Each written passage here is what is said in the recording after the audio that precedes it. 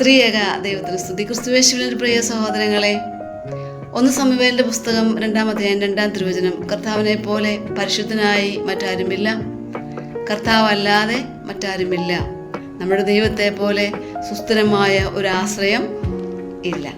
ഇത്ര ലളിതമായ വാക്കുകളല്ലേ. സമൂവേൽ പ്രവാചകന്റെ അമ്മ ഹന്ന മക്കളില്ലാതിരുന്നൊരു സാഹചര്യത്തിൽ ദേവാലയത്തിൽ വന്ന് നൊന്ത് പ്രാർത്ഥിക്കുകയും ആ പ്രാർത്ഥന ദൈവം സ്വീകരിക്കുകയും ചെയ്ത സാഹചര്യത്തിൽ 3 വയസ്സായപ്പോൾ തൻ്റെ മകനായ സാമുവേലിനെ ദേവാലയത്തിൽ സമർപ്പിക്കുകയാണ്. ഈ സമയം ഏറെ ആനന്ദത്തോടെ ആലപിച്ച ഒരു കീർത്തനത്തിൻ്റെ ഭാഗമാണ് നമ്മൾ കേട്ട ഈ വചനം എന്ന് പറയുന്നത്. പ്രിയമുള്ളവരെയും, ഈ വചനം എൻ്റെയും നിങ്ങളുടെയും ജീവിതത്തിൽ വളരെയധികം അർത്ഥങ്ങൾ നൽകുന്നതാണ്.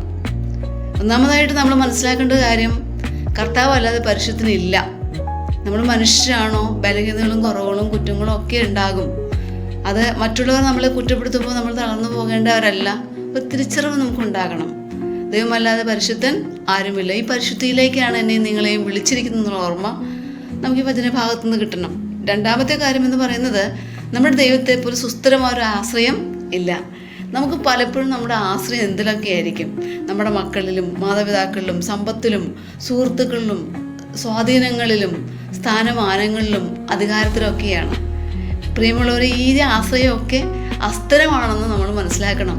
അതെല്ലാം നമ്മളിൽ നിന്ന് നീങ്ങിപ്പോകും. നമ്മുടെ സൗന്ദര്യവും നമ്മുടെ ആരോഗ്യവും ഒക്കെ സ്ഥിരമാണെന്ന് നമ്മൾ ചിന്തിക്കും, പക്ഷെ അതൊക്കെ മാറിപ്പോകും. പക്ഷേ സുസ്ഥിരമായൊരു ആശ്രയം എന്ന് പറയുന്നത് ദൈവം മാത്രമാണെന്നുള്ള തിരിച്ചറിവ്. പ്രിയമുള്ളവരെ, ആ തിരിച്ചറിവിലേക്ക് ഈ വചനം നമ്മെ നയിക്കട്ടെ. ദൈവം നമ്മെ അനുഗ്രഹിക്കട്ടെ.